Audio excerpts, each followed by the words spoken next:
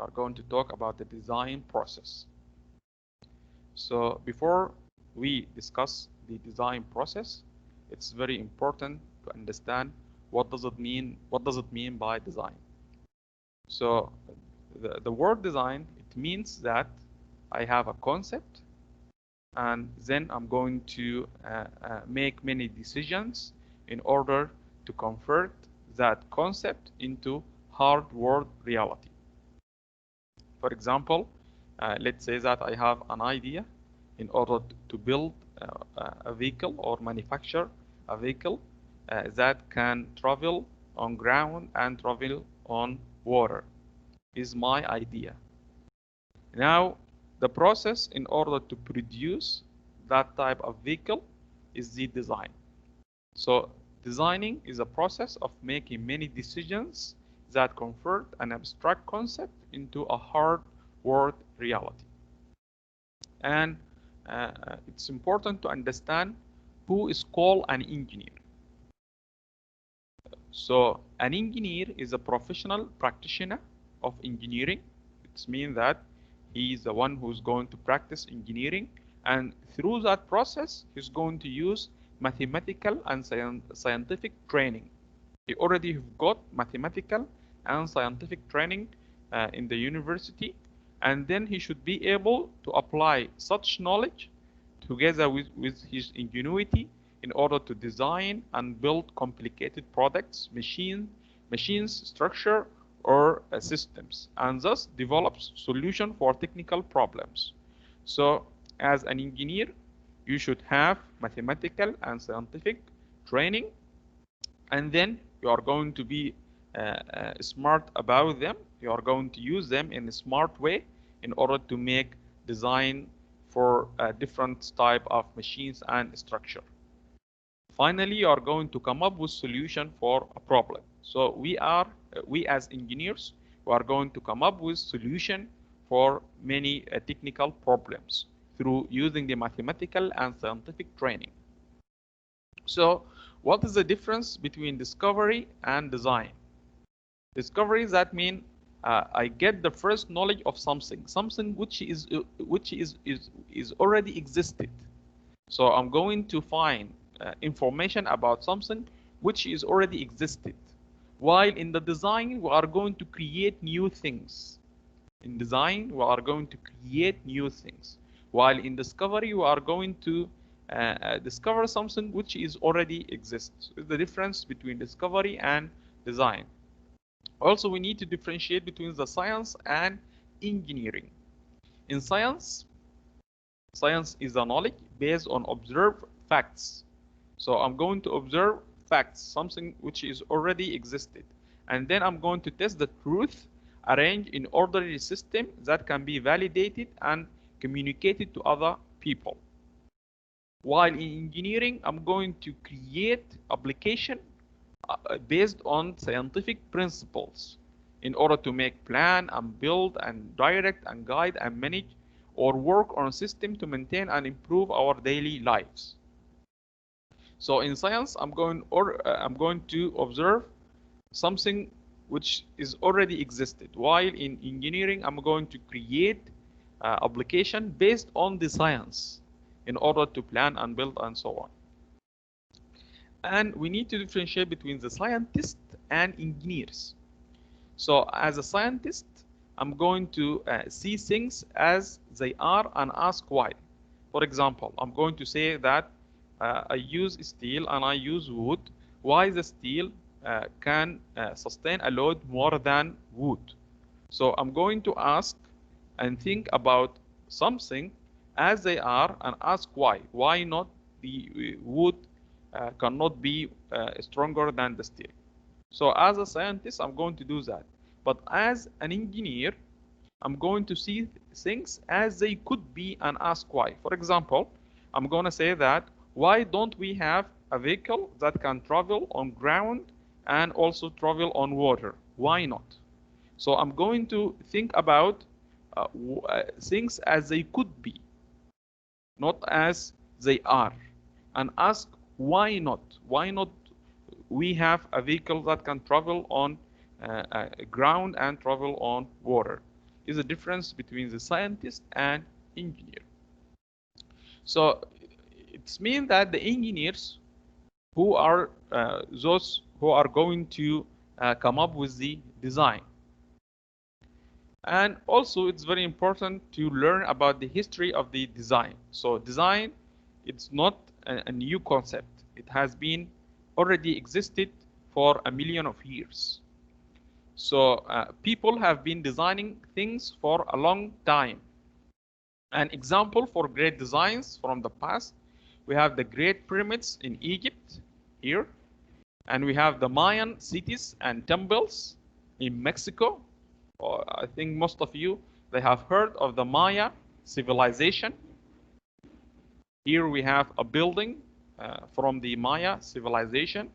And also, most of you heard of the Great Wall of China. So in the past, we have great designs.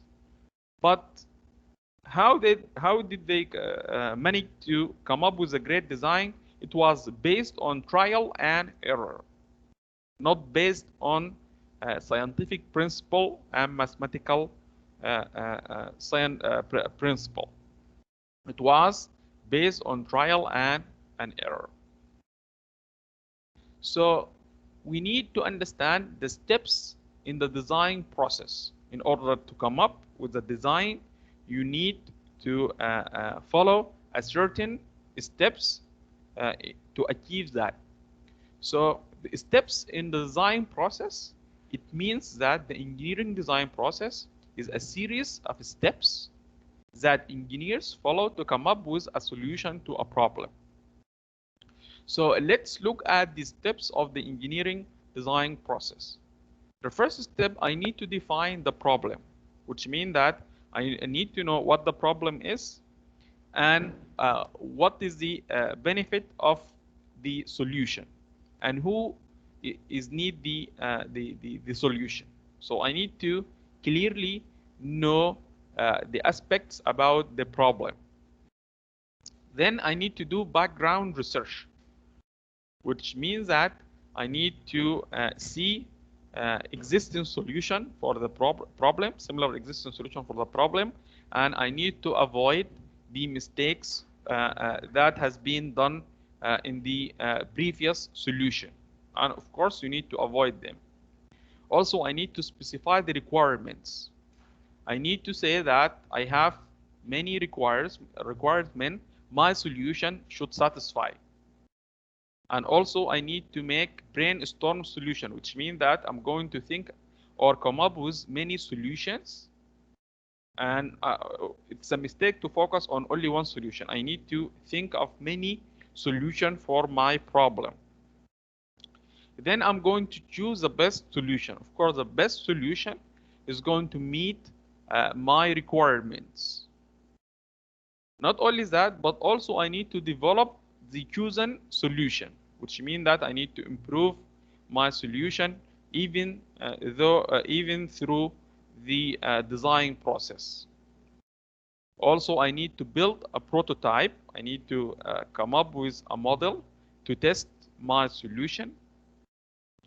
And I need to make many tests. And if I'm going to have any failure or something like that, I need to redesign. And if I'm going to be successful, then I'm going to communicate my results.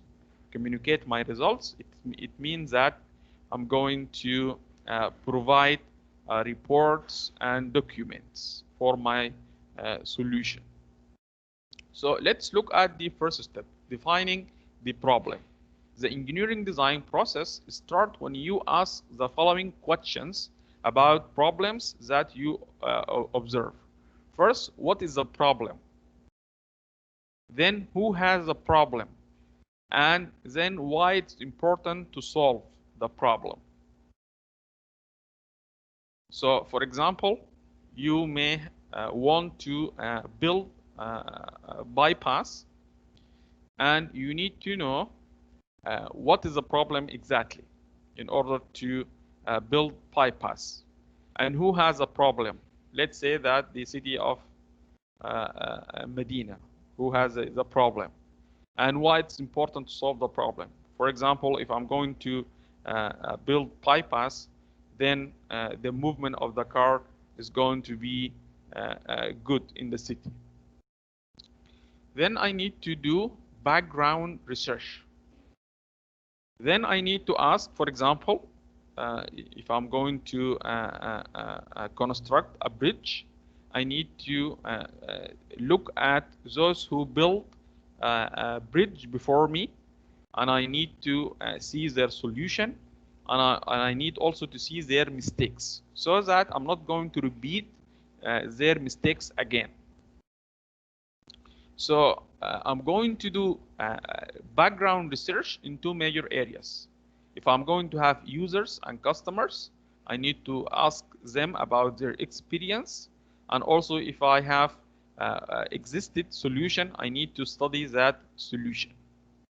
For example, if I'm going to build or manufacture cars, I need to ask the users and the customers about their experiences, so that I'm going to improve and avoid the mistakes that have been done.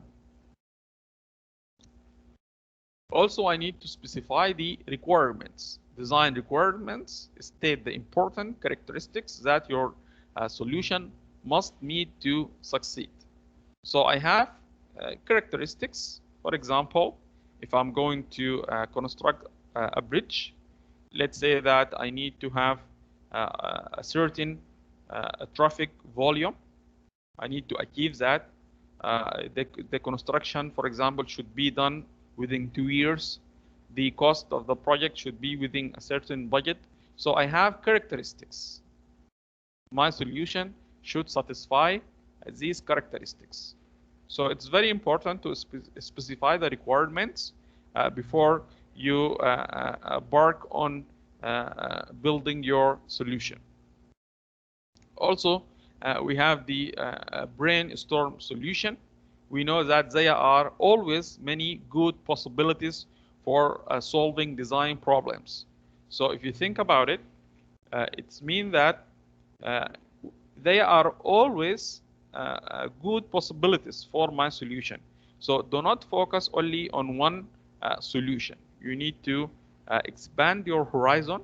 You need to think about many other possibilities. Good designers try to generate as many possible solutions as they can. Also, we need to choose the best solution. So how I'm going to choose the best solution? In step number 3, I specify my requirements, right? Then the best solution is going to meet more requirements than others. And of course, I'm going to reject solutions that do not meet the requirements. So the best solution, that means is going to meet more requirements than the other solution. Then I need to develop the solution, which means that I need to implement improvement for a solution, and it continues through the design process. Number 7, I need to build a prototype. A prototype is an operating version of the solution.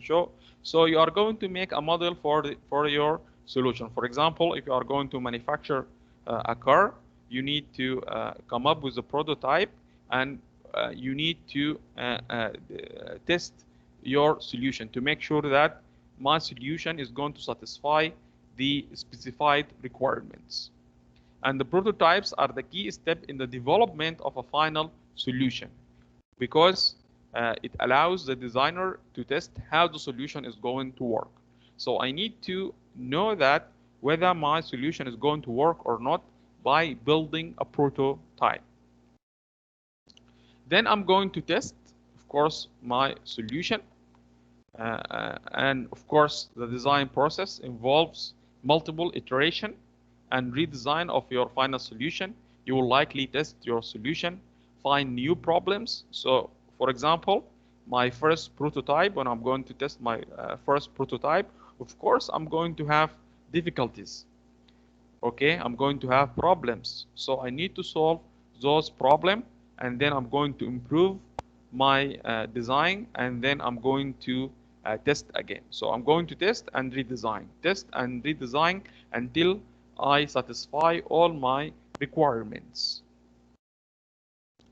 And in the final step, if I manage to complete my project, if I come up with successful solution, then I need to present my result as a report or as plans or as engineering drawing.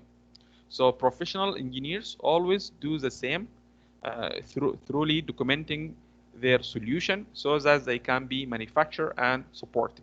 We know that without documenting your solution, you'll not be able to manufacture your solution. For example, if I'm going to design a building, which it's innovative building, I need to give the contractor engineering plans so that he can implement my solution. So the final step, after I made sure that my solution is going to work perfectly, then I need to provide engineering drawing for manufacturing purposes. Here we have a plan for the steps in the design process. First, I need to define the problems. Then I need to do background research. Then I'm going to specify the requirements. Then I'm going to come up with a brainstorm solution, many solution. And then I'm going to evaluate each and every one of them. And then I'm going to choose the best solution. The best solution is the one who's going to meet requirements more than the others. And then I'm going to develop a prototype solution. Then I'm going to test my solution. Then I have two options. Either that my solution is going to meet the requirements, and in this case, I'm going to communicate my result, or my solution is going to meet requirement partially or not at all. In that case, I need to get back either to the brainstorm or to the develop and the prototype solution or the test solution. It depends on the result here. I could go back to this step or that step and repeat the process again. So it's important to understand how the design process is going to work. I need to understand all of this step here. And it's a mistake to skip or ignore one of these processes. And nowadays, the modern design is going to emphasis on application of new concept, bold concept, innovative design. So nowadays, we are going to see a lot of engineers with new concepts and bold concepts, innovative design. And also they are going to use of advanced and high strength materials. For example, in civil engineering, we are going to use high strength concrete. And also we have smart structure. We are going to use smart structure. For example, nowadays the structure should be able to generate their own electricity, their own clean water, and should provide lighting and so on. Also, the aesthetics is very important. Aesthetics mean that the appearances of the materials that the building or the product has been made with it. And nowadays, people want to buy products looking good. So people or the designer focuses on the aesthetics properties. Also, we have the sustainability. It's very important to build a product or machines that is not going to hurt the environment. It's very important to do that because we need to keep the safety of our planet, the Earth. Now let's look at example regarding the design process as a process of questioning. So let's say that you have a client and your client wants to design a safe ladder. So if you are engineer and your client says that I need to design a safe ladder, of course you are going to ask him a couple of questions in order to know a certain things. First, you are going to ask him question like, why do you want another ladder? If you already have old ladder, why do you want a new ladder? And also you are going to ask him how you will be used, in which manner you are going to use the ladder, in which application. And also you need to ask him how much it can cost, what your budget. And also you are going to ask him, what do you mean by safe? And so on. You are going to ask him a set of questions in order to specify the requirements. And also if your client, let's say your client want to design an automated guided vehicle, okay, also you are going to ask him many questions in order to know your specification. So the designer first task is to clarify what the client wants. You need to exactly know what your client wants so as to be able to translate wishes into meaningful objectives and constraints. So your client has a wish, and you as engineer, you need to translate his wish into meaningful objectives. So you need to ask your client questions in order to translate his wishes into meaningful objectives and constraints. You are going to ask him like, why do you want another ladder, and why you are going to do that. First, I need to ask this question to clarify and establish the client objective. So the purpose of these three questions in order to clarify and establish the client's objective. Also, you are going to ask him why does save mean, and what's the most you are willing to spend in order to know the constraint. Because safety is a constraint, and the economic factors is another constraint. So it's very important to know this. Also, you can ask him, can the ladder lean against a supporting service? Must the ladder support someone carrying something? You are going to ask this question in order to establish the function of the ladder that the design must perform, and suggest means by which those functions can be performed. Also, you can ask questions like, how much weight should a safe ladder support, and how high should someone on the ladder be able to reach? We are going to do this in order to help to establish requirements for the design. Of course, you can think about this question for your design in order to come up with functions and requirement and objective and constraint. So without these questions, you will not be able to start the steps for the design process. Okay, so I'm going to stop here. If you have any questions regarding the lecture, please ask me.